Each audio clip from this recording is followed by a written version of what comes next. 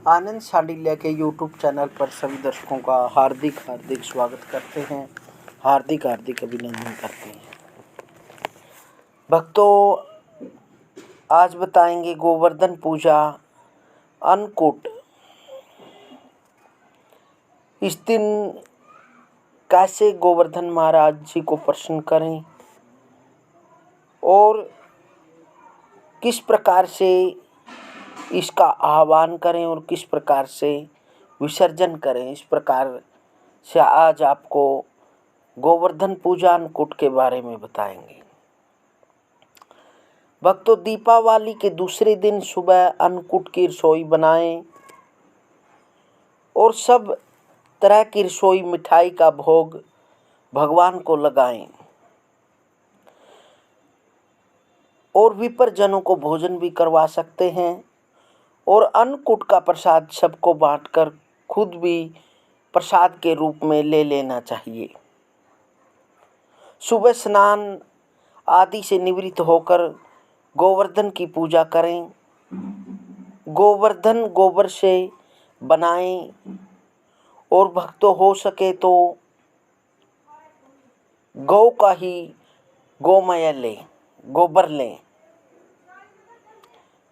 फिर गोवर्धन पर जल, मौली, रोली, चावल, फूल, दही, तेल में भिगोकर रुई तेल का दिया जलाएं। मूंग की दाल, चीनी, 4 गुड़ की सुहाली, दक्षिणा, सफ़ेद कपड़ा चढ़ाएं और गोवर्धन के सिर पर झारना रख दें। पूजा करने के बाद वापस अपने घर में रख लें और 4 फेरी दें।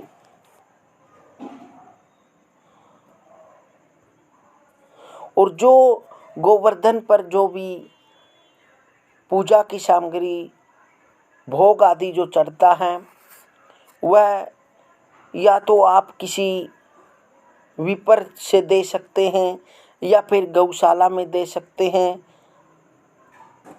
इस प्रकार से आप जो गोवर्धन पर चीज़ें चढ़ती हैं उनको दे सकते हैं।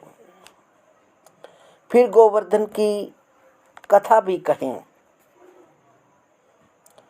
एक दिन भगवान श्री कृष्ण ने देखा कि पूरे ब्रज में तरह तरह के मिष्ठान तथा पकवान बनाए जा रहे हैं।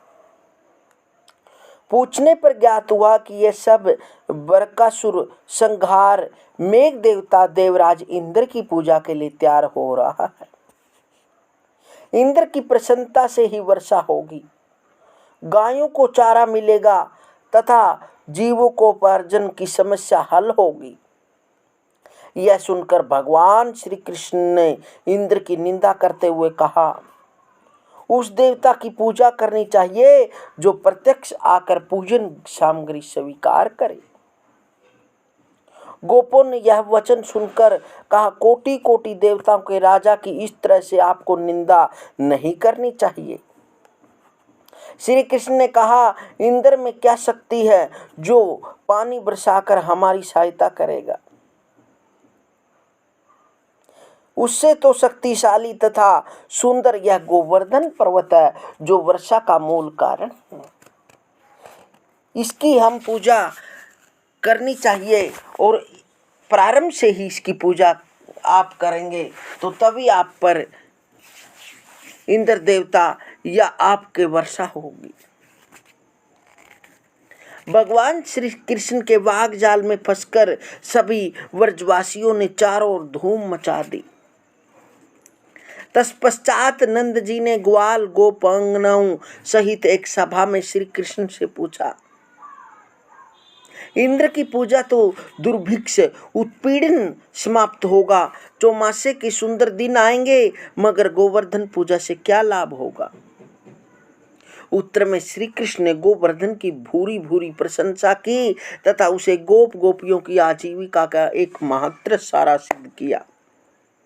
भगवान की बात सुनकर समस्त व्रजमंडल बहुत प्रभावित हुआ तथा अपने अपने घरों से लाकर सुमधुर मिष्ठान पकवानों सहित पर्वत तराई में श्री कृष्ण द्वारा बताई गई विधि से गोवर्धन की पूजा की।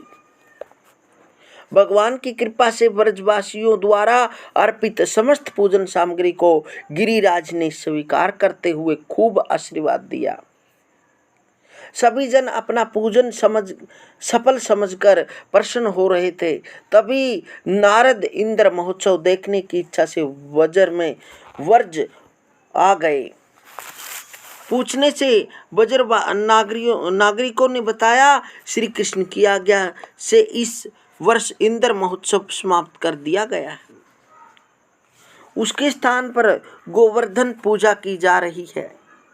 यह सुनते ही नारद जी उल्टे पांव इंद्रलोक गए तथा खिन्न मुख मुद्रा से बोले, देवराज, तुम महलों में सुख की नींद सो रहे हो, उधर वर्ज मंडल में तुम्हारी पूजा समाप्त करके गोवर्धन की पूजा हो रही है। इसमें इंद्र ने अपनी मान हानि समझकर मेघों को आज्ञा दी कि वे गोकुल में जाकर प्रलयकारी मूसलधारा वर्षा से पूरा गांव तहस नहस कर दे। पर्वताकार प्रलयंकारी बादल वर्ज की ओर उमड़ पड़े। अचानक वर्षा देखकर वज्र घबरा गया। तभी व्रजवासी श्री कृष्ण की शरण में जाकर बोले, भगवान, इंद्र हमारी नगरी को डुबोना चाहता है, अतः क्या किया जाए। श्री कृष्ण ने सांत्वना देते हुए कहा, तुम लोग गौओं सहित गोवर्धन की शरण में चले जाओ, वही तुम्हारी रक्षा करेगा। इस तरह से समस्त ग्वाल बाल गोवर्धन की तराई में पहुंच गए। श्री कृष्ण ने गोवर्धन को कनिष्ठी का उंगली पर उठा लिया और 7 दिन तक गोपियाएं उसकी छाया में सुखपूर्वक रहे। भगवान श्री कृष्ण की कृपा से उनको पानी का एक भी छिंटा नहीं लगा। इसे इंद्र को बहुत आश्चर्य हुआ।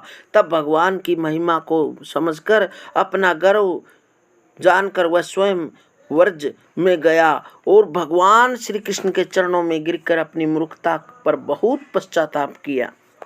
7वें दिन भगवान ने गोवर्धन को नीचे रखकर इसी भांति प्रतिवर्ष गोवर्धन पूजा करके अन्नकूट उत्सव मनाने की आज्ञा दी। तभी से यह उत्सव अन्नकूट के नाम से मनाया जाने लगा। इस प्रकार से गोवर्धन पूजा करें और अन्नकूट मनाएं। अवश्य ही आपका भगवान कृष्ण समस्त कार्य पूर्ण करेंगे। हरि ओम हरि ओम।